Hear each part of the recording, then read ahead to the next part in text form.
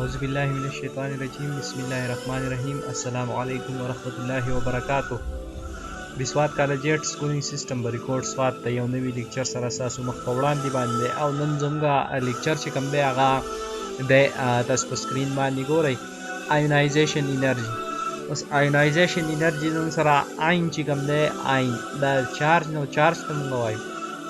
عین زموږ سره دوه دي یا پازیټیو یا نیګیټیو ماینس او پلس چې کوم زموږ سره چارج. نو آیونایزیشن انرژي څه ته وایي؟ آیونایزیشن انرژي هغې انرژۍ ته ویلی کېږي چې د هغې په ذریعه باندې موږ الکتران چې کوم دی د ایټم نه څه کړو ریموو کړو. اوس هغه انرژي په کوم فارم کې کیدی شي؟ یا زموږ سره هیټ هم کیدی شي، ګرمایش چې وله لایټ رڼا چې وله موږ ورکړو، یا الکتریسټي بجلي وغیره چې د هغې کم شاک وله موږ ورکړو، نو د هغې په ذریعه باندې چې کوم دی زموږ سره د یو ایټم نه چې کوم دی څه شي الکتران زموږ سره څه شي ریموو شي، نو موږ وایو دا زموږ سره سره دا آیونایزیشن انرژي ده. مطلب دا چې زموږ سره هغه انرژي چې هغه زموږ سره د یو ایټم نه الکتران ریموو کړي، نو موږ وایو دغې انرژۍ ته موږ وایو چې دا زموږ سره څه ده آیونایزیشن انرژي ده. اوس زموږ سره ګوره موږ مخکې هم ویلي دي چې زموږ سره ایټم چې کوم دی دا نیوټرل دی. نیوټرل مطلب دا چې څونه په دې کې زموږ سره پروټان دي په پازیټیو چارج باندې، نو هغو نه زموږ سره چې کوم دی الکتران دي په نیګیټیو چارج باندې. اوس زموږ سره ګوره نیوټرل څه ته وایي؟ نیوټرل دا ته وایي چې زموږ سره مطلب څونه په ماینس چارج کې موجود دي، نو هغو نه زموږ سره په پلس چارج کې ورته پروټان موجود دي، نو دا دواړه د یو بل سره چې کوم دی ختمېږي، نو موږ وایو زیرو ته راځي. نو موږ ځکه وایو چې زموږ سره ایټم چې کوم دی زموږ سره څه دی نیوټرل دی. اوس ګورو زموږ سره دا یو ایټم دی، صحیح ده، د دې ایټم چې کوم دی زموږ سره دوه په دې کې الکتران دي، صحیح ده، نو الریډي موږ وایو چې دوه الکتران دي، نو ایټم نیوټرل دي، نو موږ وایو په دې کې به دوه زموږ سره صحیح پروټان دي، صحیح ده. نو زموږ سره څه چل وکړو؟ موږ دې ایټم له چې کوم دی انرژي مو ته پرووایډ کړه، یا مو له هیټ ورکړو، یا لایټ هم ورکړو، یا الکتریسټي ورکړه، نو زموږ سره څه چلی شو؟ د دې نه دا ون الکتران چې کوم دی تاسو په لاندې شکل کې وګورئ سټرکچر کې وګورئ چې زموږ سره ون الکتران چې کوم دی هغه ریموو شوی دی، نو الریډي موږ وایو الکتران چې کوم دی د هغې چارج څه دی نیګیټیو دی، او نیګیټیو چارج چې یو ریموو شو، نو موږ وایو زموږ سره په دې باندې ایز ا هول چې کوم دی څه راشي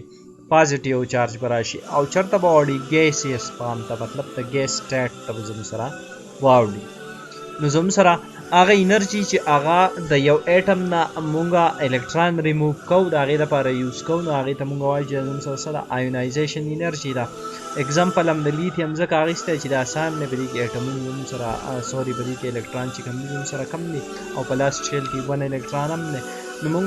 مثال په طور موږ چلو کو د لیتیم نه موږ الکتران چې کوم دی هغه څه کو ریموو کو، صحیح ده، نو دې لپاره موږ څونه انرژي یوز کړه. اوس دغه انرژي چې کوم ده کومه پرووایډ کړه، یا هیټ و یا لایټ و یا الکتریسټي وه، هر قسمه انرژي چې وه خو هغه ورته موږ پرووایډ کړو، نو څونه مو ته په پلس ساین به راځي، ولې چې زموږ سره څه دی پازیټیو ساین به په دې کې زموږ سره چارج به پازیټیو راځي، ولې چې زموږ سره دغه انرژي چې کوم ده د دې خو خپله انرژي نوره وه، خو دا مو سره ایډ کړه چې د هیټ په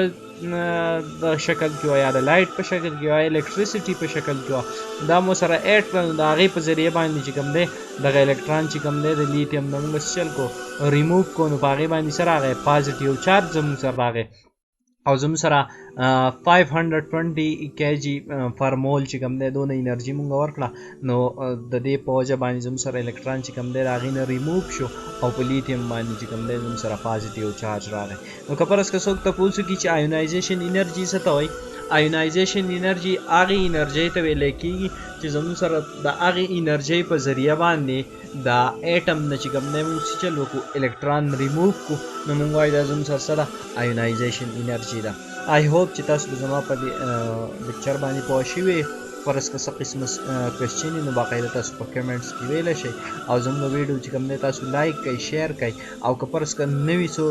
سټوډنټان وي نو خامخا زموږ چینل چې کوم دی هغه تاسو سبسکرایب کئ، او بیل آیکن ضرور دباو کئ که زموږ نوي لیکچر راځي چې د هغې باقاعده تاسو ته نوټیفیکیشن راځي. نو خپل خیال ساتئ، د الله په امان.